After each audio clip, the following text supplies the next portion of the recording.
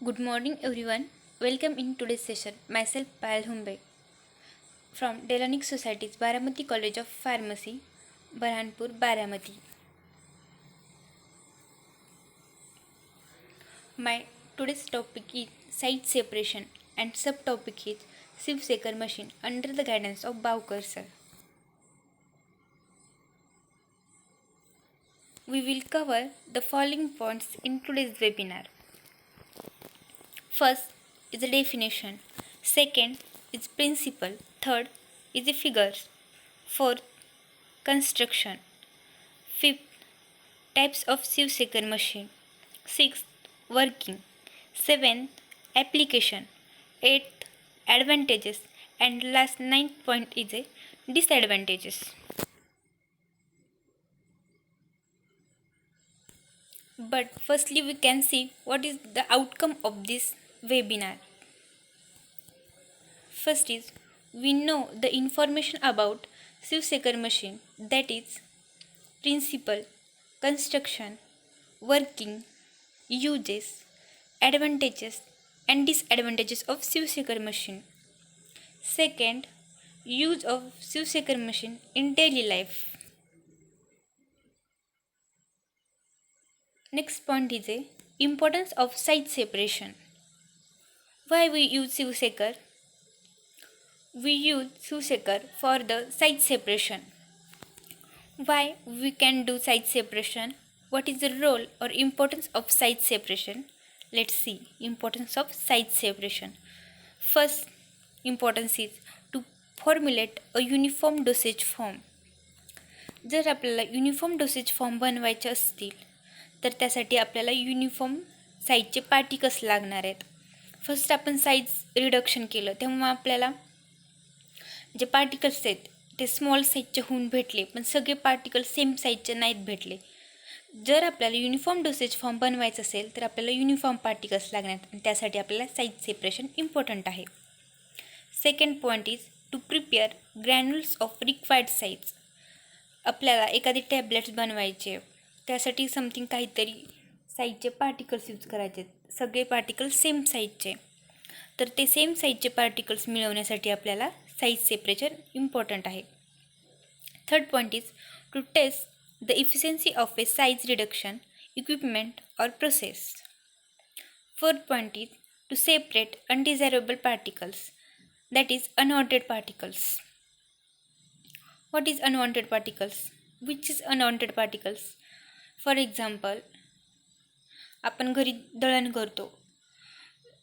गव्हाचं दळण करताना समजा आपण गव्हाचं दळण करतोय, त्या दळणामध्ये मातीचे खडे आहेत. ते मातीचे खडे काय आहेत? अनवॉन्टेड पार्टिकल्स आहेत. ते सेपरेट करणं, त्या प्रोसेसला काय म्हणायचं? Size separation. वेगवेगळ्या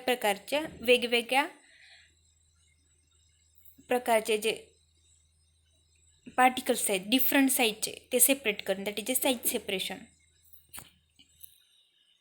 ही टेक्निक यूज करतो आपण अनवॉन्टेड पार्टिकल्स सेपरेट करण्यासाठी size separation. First point is definition. Definition. Sieve is an instrument that used in particle analysis. This is a one type of instrument. This is a one machine to used in the particle analysis. It is used to shake a stock of sieve of test sieves which are placed in order. That is largest aperture on the top and smallest on the bottom. ही एका particular ऑर्डरमध्ये set केलेली आहे.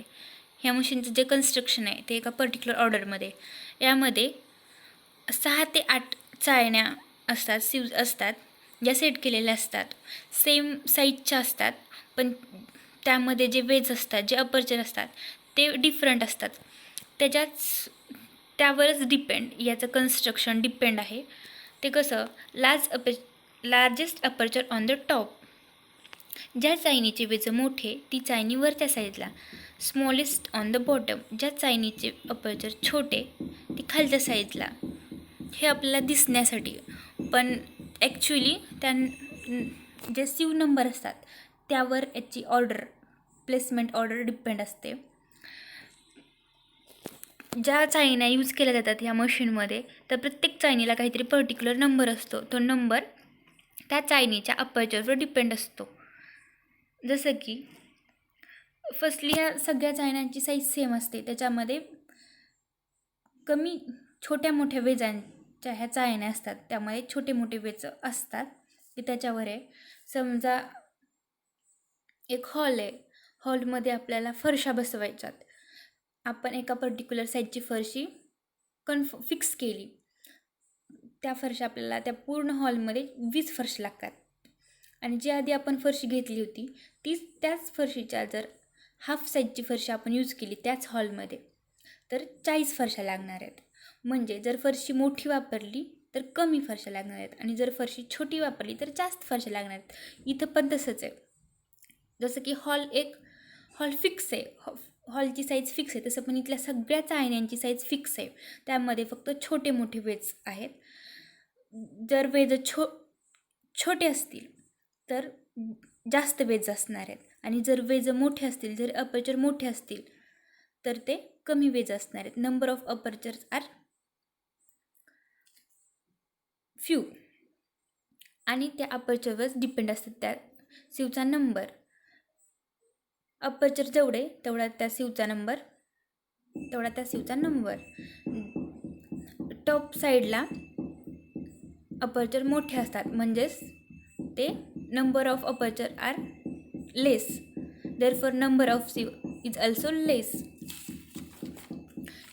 जेवढा size particle मोठा तेवढा सीव number लहान. असं या ऑर्डरमध्येही पूर्ण मशीन फिक्स केलेली असते. नंबर ऑफ सीव्जवर डिपेंड,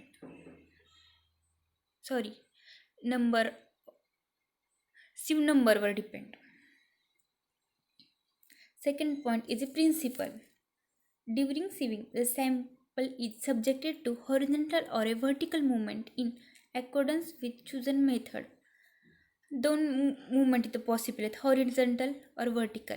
जेव्हा वर्किंग चालू होते तेव्हा आपण या दोन्हीपैकी एक मूवमेंट सिलेक्ट करू शकतो, चूज करू शकतो. Second, this gives us a relative movement between particles and sieve.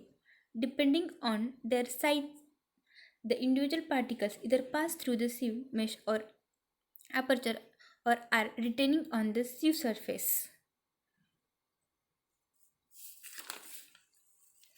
जेव्हा वर्किंग चालू होते तेव्हा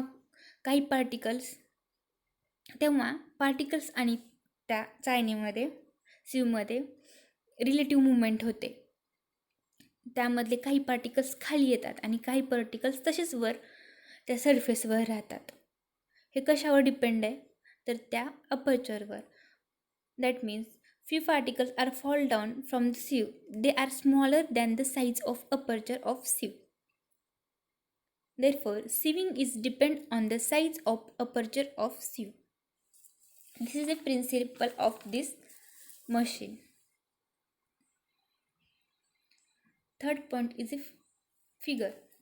See this first diagram. This is a very simple structure of sieve shaker machine. There is many sieves are present in a particular order. There is electric motor, plug, and control knob is present. Control knob is very important part of this machine. And in second diagram, actually how look like this sieve shaker machine or scene. Fourth point is a construction.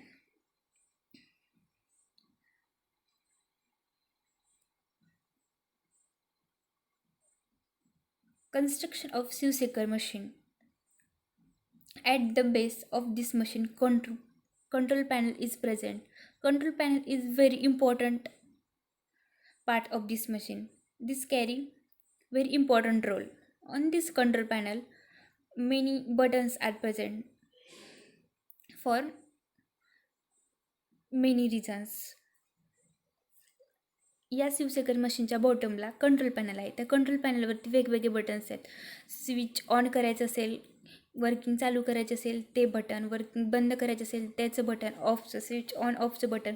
तसेच जर ह्या वर्किंगची speed कमी जास्त करायची असेल त्याचंही त्याच्यावर एक बटन असतं आणि या मशीनमध्ये आपण टाईम सेट करू शकतो आणि टाईम इन्क्रीज अँड डिक्रीजही करू शकतो ह्या वर्किंगचा.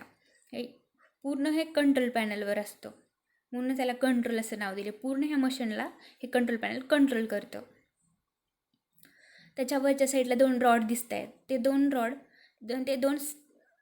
स्टँडचा प्रकार आहेत. ते 2 रॉड पूर्ण ज्या चाळण्या सेट केलेल्या आहेत त्यांना एका परफेक्ट पोझिशनवरती किंवा पूर्ण फिट करण्यासाठी हे 2 रॉड वापरले जातात. आणि त्या 2 रॉडमध्ये 7 ते 8 अशा चाळण्या ठेवलेल्या आहेत. त्याच्या नंबर ऑफ साईजवरून त्या व्यवस्थित त्याचं ऑर्डर फिक्स केलेलं असतात त्या चाळण्या. अशी खूप सिंपल असं ह्या मशीनचं स्ट्रक्चर आहे, कन्स्ट्रक्शन.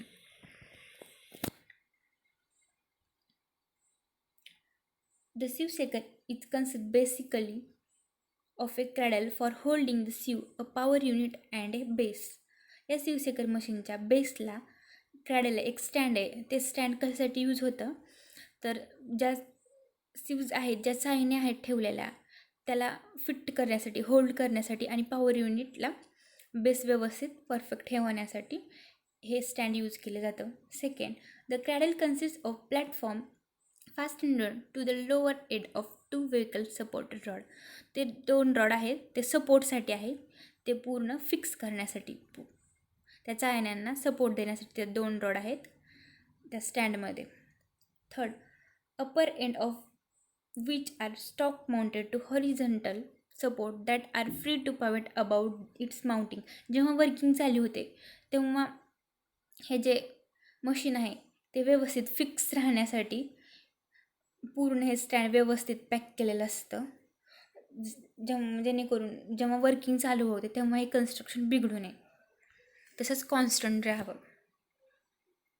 खूप सिम्पल असं कन्स्ट्रक्शन आहे या मशीनचं. Fifth point is types of sieve shaker machine. There are 3 types of sieve shaker machine. First is mechanical sieve shaker machine. Second is vibrator sieve shaker machine. Third is sonic sieve shaker machine. Sixth point is the working. First we can see this diagram. In this diagram 4 sieves are present. In first sieve, aperture of this sieve is very large. In second, small. In third sieve, very small. And last and fourth sieve, very very small apertures are present. ही जी diagram दिसते आहे त्या डायग्राममध्ये 4 चाळण्या आहेत. त्या 4 चाळण्यामधील प्रत्येक चाळणीचे जे वेज आहेत, जे अपर्चर, त्याची साईज वेगवेगळी आहे. मोठी, त्यापेक्षा छोटी, त्याच्यापेक्षा छोटी आणि त्याच्यापेक्षा छोटी. हे अशा वेगवेगळ्या अपर्चर काय यूज करायचे, कशासाठी तर हे पुढं जे दिसते आपल्याला मोठे खडे, त्याच्यापेक्षा छोटे वाळू, नंतर पावडर आणि त्याच्यापेक्षा खूप छोटी पावडर, हे जर आपल्याला वेगवेगळ्या साईजमध्ये हवे असतील तर अशा चाळण्यांचा वापर केला जातो. म्हणजेच ही technique sieve shaker machine use केली जाते. आणि या sieve shaker मशीनमध्ये अशाच प्लेसमध्ये ऑर्डरने ह्या sieve सेट केल्या जातात आणि हेच आपल्याला प्रोडक्ट जे भेटतं ते अशाच प्रकारे भेटतं. ह्या डायग्रामवरून आपल्याला पूर्ण वर्किंग समजून येते sieve shaker मशीन कसं वर्क करत असेल आणि कशासाठी आणि त्याचे इम्पॉर्टन्स काय असेल. See working. First, sieving is a simple technique for separating particles of different size. ही एक खूप सोपी पद्धत आहे. ही पद्धत कशासाठी वापरली जाते तर वेगवेगळ्या साईजचे पार्टिकल्स सेपरेट करण्यासाठी. Second point is a sieve such as a sifting flour has a very small holes. जर आपल्याला पीठ चाळायचं असेल तर त्यासाठी आपल्याला खूप छोट्या चाळणीचा यूज होतो. त्याच छोट्या चाळणीचा म्हणजे ज्या चाळणीत खूप लहान वेज आहेत. Third point is coarse particles are separated or broken up by grinding against one another and the screen opening. जेव्हा प्रोसेस चालू होते, जेव्हा आपण इन्ग्रेडियंट्स वरून त्या मशीनमध्ये टाकतो ते हळूहळू खालती येतं. ते एकमेकांवरती आदळतात. त्याच्यामध्ये रिलेटिव्ह मुवमेंट होते. जे इन्ग्रेडियंट आहे, जे पार्टिकल्स त्याच्यामध्ये आणि सिवमध्ये आणि स्क्रीन ओपनिंग होते. जे पार्टिकल्स त्या अपर्चरपेक्षा छोटे ते पार्टिकल्स आपोआप खाली येतात आणि जे पार्टिकल्स अपर्चरपेक्षा मोठे ते तसेच वर राहतात. Sieve are also used to separate stone from the sand. ही जी मशीन आहे किंवा हे चाळणी वाळूमधले दगड वेगळे करण्यासाठी सुद्धा वापरली जाते. ह्याचं एक वर्किंग आहे. थर्ड पॉईंट डबल रिपीट करते. जेव्हा वर्किंग चालू होते ते जे पार्टिकल्स आहेत त्यामध्ये मूवमेंट होते. यामुळे काही पार्टिकल्स खाली पडतात चाळणीमधून तर काही तसेच वर राहतात. Few particles are fall down from sieve. They are smaller than the size of aperture of sieve. Therefore, sieving is depend on the size of aperture of sieve. This is a very simple working of this sieve shaker machine. And next point, 7th point is the application. What is uses of this sieve shaker machine? First, at home, draining the water from the pot of नूडल्सच्या भांड्यामधलं पाणी वेगळं करणं हे एक application आहे. इथे एक ही technique use केली जाते. आणखी असंच एक्झाम्पल म्हणलं तर जेव्हा आपण पोहे बनवतो तेव्हा पोहे आपल्याला भिजवावे लागतात. आपण एका चाळणीमध्ये पोहे स्वच्छ धुतो, पोहे आणि पाणी, पण त्या चाळणीमध्ये थोड्या वेळ ठेवलं तर पाणी पूर्ण निघून जातं आणि पोहे तसेच त्या चाळणीमध्ये राहतात. This is a draining the water from the poha. Second, at construction site, separating fine gravel from the coarse gravel. At construction site आपण खूप फाईन वाळू, खूप सुपीक अशी वाळू खडबडीत वाळूपासून वेगळी करू शकतो. हे एक ॲप्लिकेशन आहे, कन्स्ट्रक्शन साईटवरती यूज होतो आपल्याला या मशीनचा. Third point is laboratory, using filter paper two separate liquid and precipitate. आपल्याला सगळ्यांनाच माहिती आहे, आपण असं ही टेक्निक यूजही केलेली आहे. ही टेक्निक आणखीन कुठे यूज होते तर लिक्विड आणि प्रेसिपिटेट सेपरेट करण्यासाठी by using filter paper. Fourth point is at school, separating chalk from chalk dust. And last point is by cracking nut finally and you can crack it. 8th point is advantages. First is easy handling. खूप सोप्या पद्धतीने आपण ह्याला handle करू शकतो ह्या मशीनला. Second point is low investment cost. खूप कमी प्राईजमध्ये आपण ही मशीन विकतची घेऊ शकतो आणि खूप कमी किमतीमध्ये आपण ह्या पद्धतीचा ह्या टेक्निकचा यूज करू शकतो. प्रिसाईज, ही टेक्निक यूज केली तर असं काही चुकेल वगैरे असं काही हे नाही आहे. खूप सोप्या पद्धतीने आणि अगदी बरोबर असं म्हणजे काही चुकणार नाही ही टेक्निक यूज करतात. हे एक ॲडव्हान्टेज आहे ह्या टेक्निकचं. Fourth, reproducible result in a comparably in a short time. आपण खूप कमी टाईममध्ये याचा रिझल्ट आपल्याला भेटतो. Last point is possibility to separate particle size fractions. वेगवेगळ्या साईजचे पार्टिकल्स, फ्रॅक्शन साईजचे पार्टिकल्ससुद्धा आपण या टेक्निकचा यूज करून सेपरेट करू शकतो. Therefore this method is an accepted alternative to analysis method using laser light or image processing. 9th and last point of this webinar is disadvantages of sieve shaker machine. In this, first point is it cannot be used to separate the mixture which contains particles of same size, say flour and chalk powder. ही पद्धत आपण same साईजचे particles separate करण्यासाठी use करू शकत नाहीत.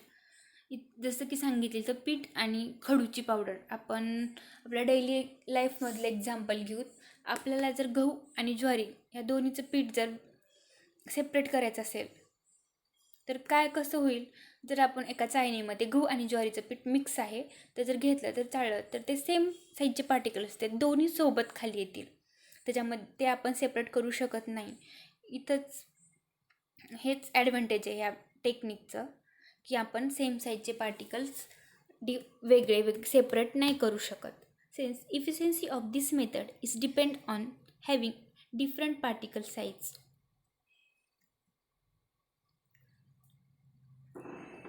या मेथडचा जर यूज करायचा असेल आपल्याला तर आपल्याला वेगवेगळ्या साईजचे पार्टिकल्स सेपरेट करावे लागतील. सेम साईजचे पार्टिकल्स आपण या टेक्निकचा यूज करू शकत नाहीत. हा एक ॲडव्हान्टेज आहे या टेक्निकचा और शिवसेकर मशीनचा. थँक्यू.